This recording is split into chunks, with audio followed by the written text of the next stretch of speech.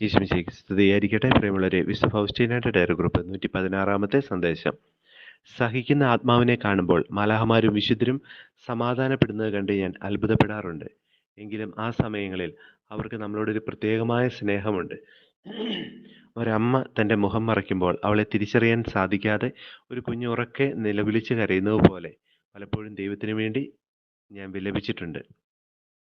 വിശുദ്ധ ഫൗസ്റ്റീനയുടെ ഡയറി കുറിപ്പ് 116 സന്ദേശമാണ്. തിരുവചനം മാലാഖമാരെക്കുറിച്ച് ഓർമ്മപ്പെടുത്തുക. അവർ നമ്മളുടെ സേവകാത്മാക്കൾ എന്നാണ്. ഈശോ ഏറ്റവും വലിയ പ്രലോഭനത്തിൻ്റെയും സഹനത്തിൻ്റെയും വഴികളിലൂടെ സഞ്ചരിച്ചപ്പോൾ അതിനുശേഷം ദൂതന്മാർ വന്ന് അവനെ ശുശ്രൂഷിച്ചുവെന്നും ഒരു ദൂതൻ വന്ന് അവനെ ആശ്വസിപ്പിച്ചുവെന്നും തിരുവചനത്തിൽ രേഖപ്പെടുത്തിയിരിക്കുന്നത് നമുക്ക് കാണാനായിട്ട് സാധിക്കും.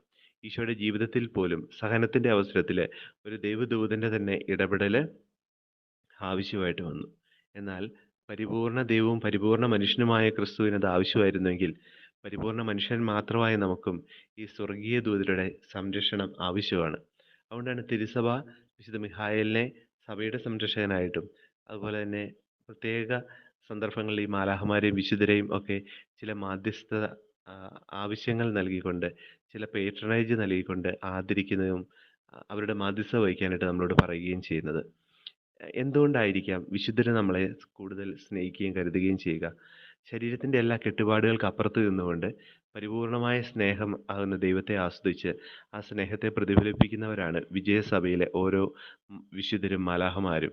അവർ തീർച്ചയായിട്ടും നമ്മൾ സഹിക്കുന്ന വ്യക്തി സ്വർണം അഗ്നിയിലെന്ന പോലെ സഹനത്തിൻ്റെ തീച്ചുളയിൽ നമ്മൾ ശുദ്ധി പ്രാപിക്കുന്നത് കാണുമ്പോൾ തീർച്ചയായിട്ടും അവർ ആനന്ദിക്കും. അവർ നമ്മളുടെ രക്ഷയെ ഓർത്ത് നമ്മൾ കടന്നു പോകുന്ന സാഹചര്യങ്ങളിൽ നമുക്ക് വേണ്ടി മാധ്യസ്ഥ വഹിച്ചുകൊണ്ട് അവർ ആനന്ദിക്കുന്നവരായിട്ട് മാറും. നമുക്ക് നമ്മുടെ ജീവിതത്തിൻ്റെ എല്ലാ സാഹചര്യങ്ങളിലും കർത്താവിൻ്റെ കരുതലായിട്ട് ഈ വിശുദ്ധരെയും മാലാഖമാരെയും കരുതാം. അതോടൊപ്പം തന്നെ ഞാൻ നിന്നെ അനാഥയായി വിടുകയില്ല എന്ന ഈശോയുടെ വചനം നമുക്ക് നമ്മുടെ ജീവിതത്തിൽ ഒരു ഉറപ്പായിട്ട് സ്വീകരിക്കുകയും ചെയ്യാം. നമ്മുടെ കർത്താവ് യേശു മിശിഹായുടെ കൃപയും പിതാവായ ദൈവത്തിൻ്റെ സ്നേഹവും പരിശുദ്ധാത്മാവിൻ്റെ സഹവാസവും നാം എല്ലാവരോടും കൂടെ ഉണ്ടായിരിക്കട്ടെ, ഇപ്പോഴും എപ്പോഴും എന്നേക്കും.